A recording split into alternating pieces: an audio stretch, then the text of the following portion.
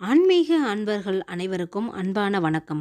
நாம நம்மளோட சேனல்ல ஆன்மீகம் சம்பந்தமான பல வீடியோ பதிவுகள் தாங்க பார்த்துக்கிட்டு இருக்கோம்.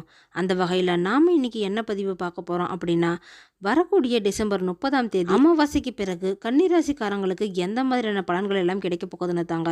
இது கூடவே அமாவாசை நாளில் நாம எந்த மாதிரியான வழிபாட்டு முறைகளும் விரதமும் இருக்கலாம்னு தொடர்ந்து பார்க்கலாங்க. ஸோ வீடியோவை ஸ்கிப் பண்ணாமல் முழுசாக பார்த்து பயன்பெறுங்க. இந்த மாதம் அமாவாசை நமக்கு டிசம்பர் 30ஆம் தேதி திங்கட்கிழமையில வருதுங்க. அன்னைக்கு அதிகாலையில் 4:44 ஆரம்பித்து அடுத்த நாள் காலையில் 5:03 வரைக்குமே இந்த அமாவாசை திதியானது நமக்கு அமைஞ்சிருக்குதுங்க. அதாவது முழு அமாவாசையாக தான் அன்னைக்கு நமக்கு அமைஞ்சிருக்குது. இந்த அமாவாசை தாங்க இந்த வருடத்தோட கடைசி அமாவாசையும் கூட. அமாவாசை தினத்தில் சூரியனும் சந்திரனும் நேர்கோட்டில் வருதுங்க. அதாவது ஒன்றை ஒன்று பார்த்துக்குது. அந்த நாளில் முன்னோர்கள் புண்ணிய லோகத்திலிருந்து பூமிக்கு வராங்க. அதனால பித்ரு தேவதைகள் என்ற முன்னோர்களை வழிபட்டு அவங்களுக்கு மரியாதை செய்து அமாவாசை தினத்தில் புதிய காரியங்களை தொடங்கினால் நிச்சயமாக நல்லதாக நடக்கும் அப்படின்னு நம்பப்படுதுங்க. அந்த நாளில் நல்ல காரியங்கள் செய்வதால் நமக்கு எந்த ஒரு தீங்குமே ஏற்படாதான். முன்னோர்கள் பூமிக்கு வரும் தினம் அப்படிங்கிறதுனால அது ஒரு நல்ல நாளாக தாங்க சொல்லப்படுது. இந்த அமாவாசை நாளில் ஜீவ சமாதிகள் கூட புதிய உத்வேகம் பெறுதுங்க. அநேக குரு பூஜைகள், அஷ்டான பூஜைகள் இப்படின்னு இது எல்லாமே இந்த அமாவாசை நாளில் தாங்க நடக்குது. அது மட்டும் இல்லாமல் பல கோவிலில் நள்ளிரவு பூஜையும் செய்யப்படுதுங்க. இந்த நள்ளிரவு பூஜை அப்படின்னு சொன்னாலே இந்த மேல்மலையினூர் அங்காள பரமேஸ்வரி கோயில் தாங்க ஞாபகத்துக்கு வருது. ஏன்னா இந்த அமாவாசை நாளில் அம்பாளுக்கு பலவிதமான பூஜை அலங்காரங்கள் செய்யப்பட்டு ஊஞ்சலில் நள்ளிரவில் வச்சு ஆட்டுவாங்க. இதை பார்க்கறதுக்குன்னே மக்கள் ஆயிரக்கணக்கான பேர் வருவாங்க. வீடு வாசல் இல்லாத ஏழைகளுக்கு கூட இந்த அமாவாசை நாளில் நாம அன்னதானம் செய்யலாங்க. அது மட்டும் இல்லாமல் ஒவ்வொரு அமாவாசை அன்னைக்குமே உங்களால் முடிஞ்ச உணவு அன்னதானமாக கொடுக்கலாம். இதோடு மற்ற ஜீவராசிகளுக்கு கூட உணவு கொடுக்கலாங்க. உதாரணமா பாத்தீங்கன்னா நாய், எறும்பு, குரங்கு, பசு இது மாதிரி தாங்க. இது மாதிரி அமாவாசை அன்னைக்கு அன்னதானம் செய்யறது மூலியமா நமக்கு நல்ல பலன்கள் எல்லாமே கிடைக்குங்க. இந்த அமாவாசை பௌர்ணமி போலவே முக்கியமான நாளா தாங்க சொல்லப்படுது. ஒரு மாதத்துல வளர்ப்பிறை முடிஞ்சு தேய்ப்பிறை நிறைவா தான் இந்த அமாவாசை அமையுங்க. இதுக்காகவே மக்கள் பல பேர் காத்துக்கிட்டு இருக்காங்க. ஏன்னா இந்த அமாவாசை நாள்ல குலதெய்வ வழிபாடு, முன்னோர்களின் வழிபாடு, புதிய காரியங்களை தொடங்குறது இப்படின்னு இன்னும் பல விஷயங்களை செய்யறதுக்காக தாங்க. இது வரைக்கும் இந்த அமாவாசையை பார்த்து பயந்தவங்க, தயக்கமா இருந்தவங்க கூட இப்ப அவங்க எல்லாருமே தெரிஞ்சுக்கோங்க, அமாவாசை அப்படிங்கிறது ஒரு நல்ல நாள் தாங்க. இந்த அமாவாசை நாளில் குலதெய்வம் இருக்கும் இடத்துக்கு போயிட்டு வரதும், அந்த குலதெய்வத்திற்கு விளக்கு ஏற்றி அபிஷேகம் செய்து வழிபடுறதும் ரொம்பவே நல்லதுங்க. இது மாதிரி குலதெய்வ கோயிலுக்கு போக முடியல அப்படின்னா கூட உங்களோட இஷ்ட தெய்வம் இருக்கிற இடத்துக்காவது போய் வழிபட்டுட்டு வாங்க. அதுவுமே நல்லதுதான்.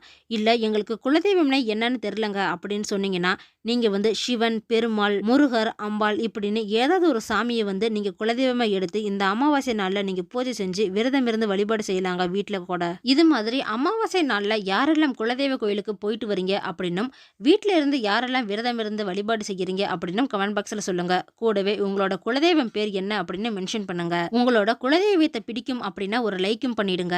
இந்துக்கள் வழிபாட்டிலேயே அமாவாசை அப்படிங்கிறது ஒரு முக்கியமான இடத்தை பிடிச்சிருக்குதுங்க.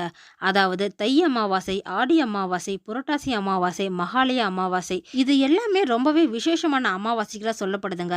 அது மட்டும் இல்லாம தமிழ் மாதத்துல வரக்கூடிய 12 அமாவாசையுமே ரொம்பவே சிறப்பு வாய்ந்தது தாங்க. இந்த நாள்ல நம்மோட முன்னோர்களின் வழிபாடு ரொம்பவே சிறப்பு வாய்ந்ததாகவும் சொல்லப்படுதுங்க. முன்னோர்களை பித்ரு அப்படின்னு நாம சொல்றோம். அந்த நாள்ல முன்னோர்கள் நம்ம வீட்டு வாசல்ல நிப்பாங்க அப்படின்னும் காலம் காலமாய் மக்களிடையே இருந்து வரும் ஒரு நம்பிக்கையா தாங்க இது இருக்குது. இப்படி நம் முன்னோர்கள் வரும் இந்த நாள்ல அவங்களுக்கு பிடிச்ச உணவை படையலிட்டு கூட நாம வழிபாடு செய்யலாங்க. அந்த நாள்ல தான் பித்ருக்களுக்கு அதிகமான பசியும் தாகமும் இருக்கு அப்படின்னு தர்மசாஸ்திரத்துல சொல்லப்படுதுங்க. இந்த பசியை நாம போக்கி வழிபட்டோம் அப்படின்னா நம்ம குடும்பத்திற்கு நீண்ட ஆயுள், அழிய புகழ், உடல் வலிமை, செல்வம் இது எல்லாத்தையுமே நம்முடைய முன்னோர்கள் நமக்கு தருவதா நம்பப்படுதுங்க.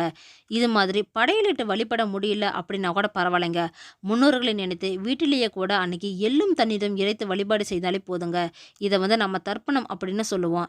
இதோட வீட்டில் இருக்கிற பசுமாட்டிற்கு அகத்திக்கரை கொடுப்பதும் தர்ப்பணம் செய்த பலனை தாங்க நமக்கு கொடுக்கும். அது மட்டும் இல்லாம புண்ணிய ஸ்தலங்கள் மற்றும் நீர்நிலைகள்ல கூட இந்த தர்ப்பணம் செய்து வழிபடுறது நம்மோட வழக்கத்துல இருக்குதுங்க.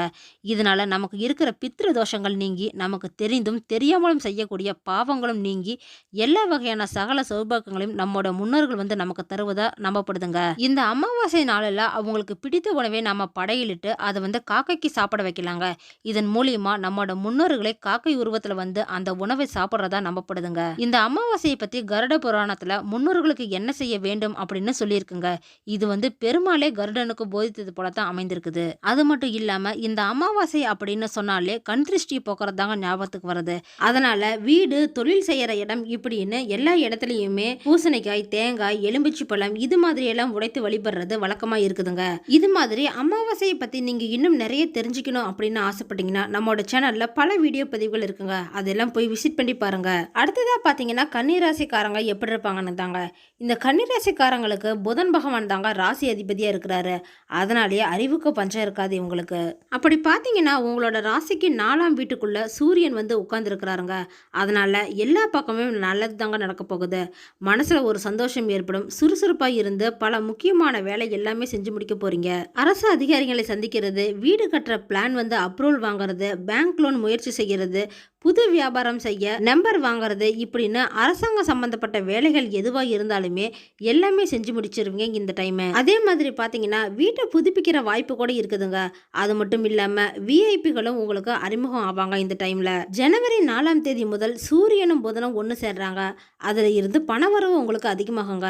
குடும்பத்தில் வந்து சந்தோஷமும் ஏற்படும். இதனால டிசம்பர் 27ஆம் தேதி வரைக்குமே சுக்கிரன் வந்து சாதகமாக தாங்க இருக்கிறாரு உங்களுக்கு.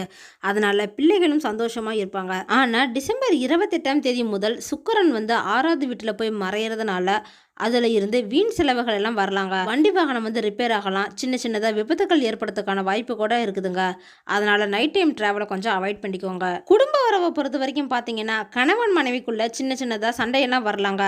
ஆனால் நீங்கள் 2 பேரும் விட்டு கொடுத்து போகிறது மூலியமா இந்த சண்டைகள் எல்லாமே குறையுங்க. கொஞ்சம் அனுசரித்து இருந்தாலே போதுங்க. 2 பேத்துக்குள்ளேயும் சந்தோஷமான சூழ்நிலை தான் உருவாகும். ஃபேமிலி வந்து ரொம்பவே நல்லா இருக்க போகுதுங்க.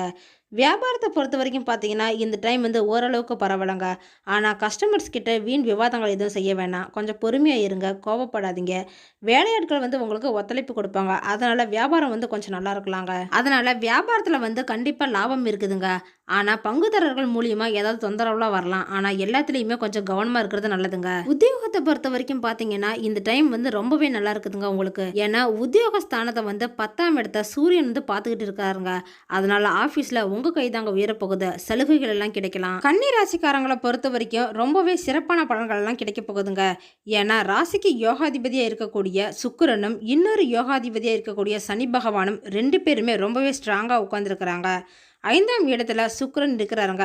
6ஆம் இடத்துல சனி பகவான் உட்கார்ந்து இருக்கிறாரு. 6 கூடையவன் 6ஆம் இடத்துலையும் 5 கூடையவன் மகரத்திலையும் சுக்கிரன் இருப்பது என்பது மகா புருஷ யோகம் சொல்லக்கூடிய அடிப்படையில் தாங்க இந்த 2 கிரகங்களும் மிகப்பெரிய லாபங்கள் எல்லாமே கொடுக்கற அளவுக்கு தாங்க இருக்குது. நீங்க நினைச்சது நடக்கும், கேட்டது கிடைக்கும், தொட்டது துளங்குங்க அப்படின்னு சொல்லக்கூடிய அளவுக்கு உங்களோட முயற்சிகள் எல்லாமே பழிக்குங்க. அதுவே பெண்களா இருக்கக்கூடிய பட்சத்துல பெண்கள் வந்து ஆண்களுக்கு மிகப்பெரிய சப்போர்ட்டா இருக்க போறீங்க. அது மட்டும் இல்லாம இன்னும் சொல்ல போனா கன்னிராசியில பிறந்தவங்க 6ஆம் இடத்துல சனி பகவான் இருக்கிறதுனால எதிரிகள், நோய்கள், கடன், சட்ட சிக்கல், வழக்கு இப்படின்னு சொல்லக்கூடிய எல்லா நிலையிலும் இருந்துமே பாதிப்பு இல்லாம எதிரிகளை வந்து ஈஸியா வெற்றி பெற போறீங்க. பயணங்களில் கூட உங்களுக்கு வெற்றி கிடைக்க போகுதுங்க. இந்த கன்னிராசிக்காரங்களை பொறுத்த வரைக்கும் சனி பகவான் வந்து 6ஆம் இடத்துல இருக்கிறது அவ்வளவு பெரிய சிறப்பு அப்படின்னு பார்த்தா 5ஆம் இடத்துல சுக்கிரன் அமர்வது அப்படிங்கிறது மகாலட்சுமி யோகம் அப்படின்னு சொல்லக்கூடிய அளவில் இருக்க போகுதுங்க. 7ஆம் இடத்துல ராகு பகவான் அமர்ந்து இருக்கிறாருங்க. ராசிக்கு 2ஆம் இடத்துல ராகு அமர்வது அப்படிங்கிறது பகையை வெல்லக்கூடிய வாய்ப்புகள் உங்களுக்கு கிடைக்குங்க. உதவிகள் கிடைக்கும். மற்றவங்க வந்து உங்களை வச்சு காரிய மாற்றம் மகிழக்கூடிய வாய்ப்பு கூட இருக்குதுங்க. சுகம், தைரியம், யோகம் இப்படின்னு சொல்லக்கூடிய அளவுக்கு எல்லா விதத்திலுமே உங்களுக்கு முழுமையாக தாங்க பிறக்கக்கூடிய வாய்ப்பு இருக்குது. ஒரு சிலருக்கு திடீர் திருமணம் நடக்கிறதுக்கான வாய்ப்பு இருக்குதுங்க. திருமணத்துக்கு தேவையான எல்லா சூழ்நிலையுமே உங்களுக்கு சாதகமாக தாங்க அமைய போகுது. ஒரு சிலர் கன்னிராசிக்காரங்களுக்கு சொத்துக்கள் வாங்கக்கூடிய வாய்ப்பு கூட இருக்குதுங்க. புதுசா வீடு, வண்டி, வாகனம், லேண்ட் இது மாதிரி எல்லாம் பார்த்து வாங்குவீங்க. அதே மாதிரி புதன் பகவான் உங்க ராசிநாதனா இருந்து அவர் 3ஆம் இடத்திலேயே மறைந்து போறதுனால சில பேருக்கு மறதி எண்ணம்லாம் வரலாங்க. வீட்டில் இருக்கக்கூடிய பெரியவங்க, வயதானவங்க உடல்நலத்தில் வந்து கொஞ்சம் பாதிப்புலாம் ஏற்படலாம். கன்னிராசியில் பிறந்த ஸ்டூடெண்ட்டுக்கு நல்ல ஒரு வாய்ப்பு, நல்ல மார்க் இதெல்லாம் கிடைக்க போகுதுங்க. டீச்சர் ஸ்டூடெண்ட் 2 பேத்துக்குள்ளேயும் நல்ல ஒரு பாண்டிங் ஏற்பட போகுது. நடுத்தர வயதில் இருக்கிறவங்களுக்கு வந்து கோயில் குளம் போகக்கூடிய வாய்ப்புகளும் இருக்குதுங்க. கன்னிராசியில் உத்திரம் 2, 3, 4ஆம் பாதங்களும், அஸ்தம், சித்திரை 1, 2 பாதங்களும் அமைஞ்சிருக்குதுங்க. ஒவ்வொரு நட்சத்திரத்துக்கும் தகுந்த மாதிரி பலன்கள் எல்லாம் வேறுபடலாம். பரிகாரமா சக்கர தாழ்வாரை வணங்குங்க, நல்லது நடக்கும். ஓகே ஃப்ரெண்ட்ஸ், இந்த வீடியோ பதிவு பயனுள்ளதாக இருக்கும் அப்படின்னு நினைக்கிறேன். அடுத்தடுத்து நம்ம சேனலில் ஆன்மீகம் சம்மந்தமான பல வீடியோ பதிவுகள் தாங்க வரப்போகுது. ஸோ நம்ம சேனலை நீங்கள் இப்போ தான் ஃபஸ்ட் டைம் பார்க்குறீங்க அப்படின்னா சப்ஸ்கிரைப் பண்ணி வச்சுக்கோங்க. கூடவே பெல் ஐக்கனையும் கிளிக் பண்ணி வச்சுக்கோங்க. அப்போ தான் நாங்கள் போடுற வீடியோ பதிவு உங்களுக்கு உடனே கிடைக்கும். இந்த வீடியோ உங்களுக்கு பிடிச்சிருந்தா லைக் பண்ணுங்கள், ஷேர் பண்ணுங்கள், கமெண்ட் பண்ணுங்கள். அதோடு உங்கள் ஃப்ரெண்ட்ஸ் அண்ட் ஃபேமிலிக்கும் ஷேர் பண்ணுங்கள். அவங்களும் இந்த வீடியோ பதிவை பார்த்து பயன்பெறட்டும். மற்றொரு ஆன்மீக தகவல் வீடியோவோடு உங்களை சந்திக்கிறேன். ஆன்மீக அன்பர்களான உங்களுக்கு நன்றியும் வணக்கமும்.